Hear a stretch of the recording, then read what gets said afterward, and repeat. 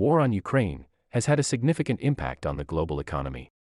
The conflict, which began as a result of political and economic tensions between Ukraine and Russia, has led to a number of economic sanctions, trade restrictions, and other economic measures that have had a ripple effect on the global economy. One of the most immediate impacts of the war on Ukraine has been the imposition of economic sanctions on Russia by the United States and the European Union. These sanctions, which were put in place to punish Russia for its involvement in the conflict, have had a significant impact on the Russian economy. The sanctions have led to a decrease in investment in Russia, a decrease in trade between Russia and the EU. The economic sanctions on Russia have also had a negative impact on the economies of European countries. The decrease in trade between Russia and the EU has led to a decrease in exports for many European countries, which has had a negative impact on their economies. This is particularly true for countries like Germany, which has a strong trade relationship with Russia. In addition to the economic sanctions, the war on Ukraine has also led to a decrease in investment in the region.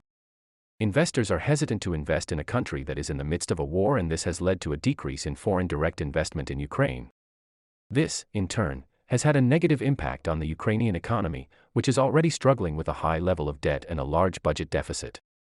The war in Ukraine has also led to an increase in the price of oil and gas, which has had a negative impact on the global economy.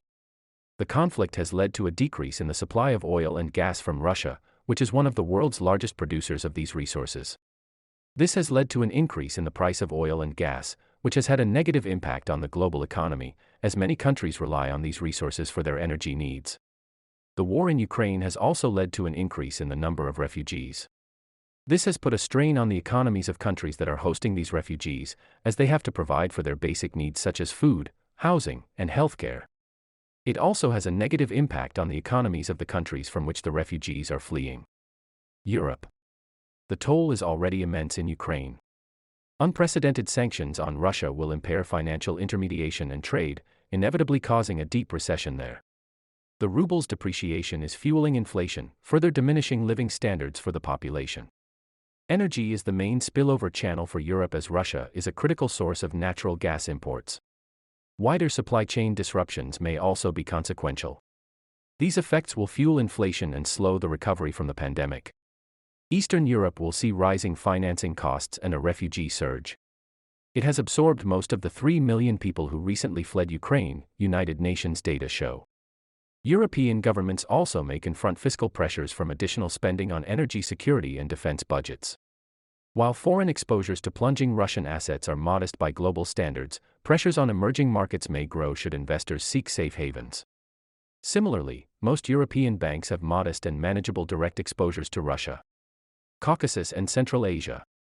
Beyond Europe, these neighboring nations will feel greater consequences from Russia's recession and the sanctions. Closed trade and payment system links will curb trade, remittances, investment, and tourism, adversely affecting economic growth, inflation, and external and fiscal accounts. While commodity exporters should benefit from higher international prices, they face the risk of reduced energy exports if sanctions extend to pipelines through Russia. Middle East and North Africa.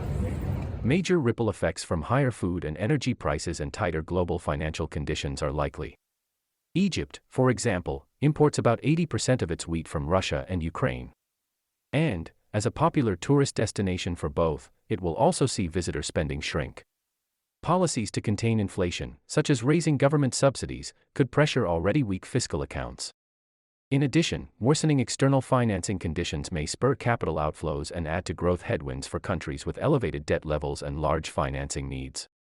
Rising prices may raise social tensions in some countries, such as those with weak social safety nets, few job opportunities, limited fiscal space, and unpopular governments. Sub-Saharan Africa.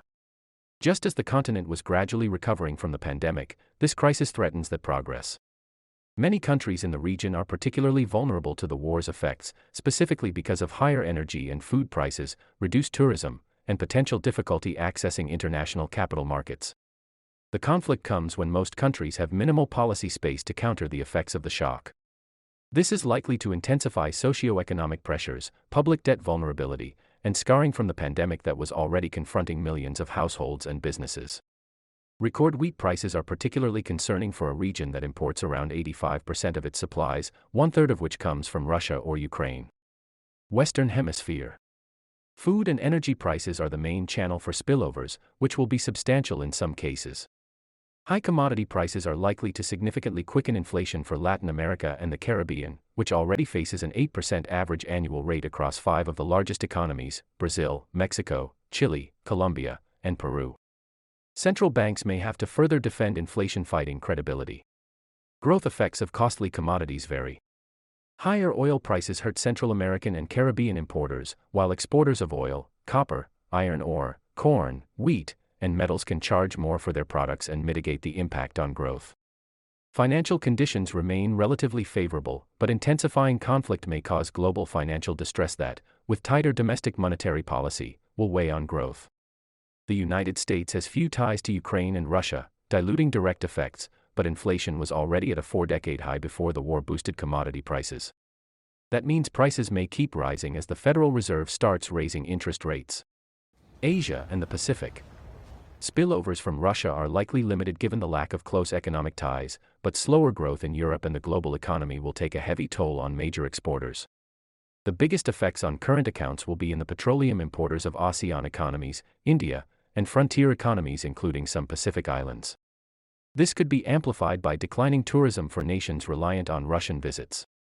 For China, immediate effects should be smaller because fiscal stimulus will support this year's 5.5% growth goal and Russia buys a relatively small amount of its exports. Still, commodity prices and weakening demand in big export markets add to challenges. Spillovers are similar for Japan and Korea, where new oil subsidies may ease impacts. Higher energy prices will raise India's inflation, already at the top of the central bank's target range. Asia's food price pressures should be eased by local production and more reliance on rice than wheat. Costly food and energy imports will boost consumer prices, though subsidies and price caps for fuel, food and fertilizer may ease the immediate impact, but with fiscal costs. The war in Ukraine has also led to a decrease in tourism in the region. This is because many people are hesitant to travel to a country that is in the midst of a war, which has led to a decrease in tourism in Ukraine and in other countries in the region. This has had a negative impact on the economies of these countries, as tourism is an important source of revenue for many of them. In conclusion, the war on Ukraine has had a significant impact on the global economy. The imposition of economic sanctions on Russia, the decrease in investment in the region, the increase in the price of oil and gas, the increase in the number of refugees, and the decrease in tourism have all had a negative impact on the global economy. It is important for the international community to find a peaceful resolution to the conflict in Ukraine, in order to minimize the economic impact of the war and to promote economic stability and growth in the region.